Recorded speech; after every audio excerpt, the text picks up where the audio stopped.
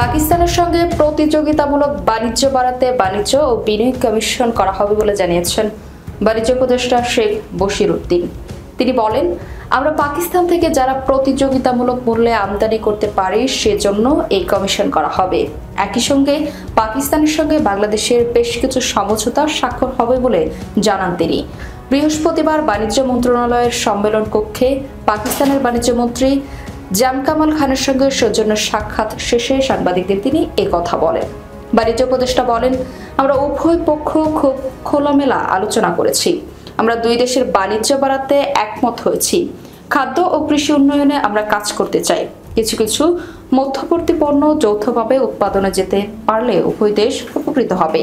খাদ্য ও কৃষি পণ্যে জোর দেওয়া হয়েছে। আমাদের ফল আমদানি ও রপ্তানি নিয়ে কথা হয়েছে। আমরা আনারস রপ্তানির কথা বলেছি। স্থানীয়ভাবে চিনি উৎপাদনে পাকিস্তানের সাহায্য চেয়েছি।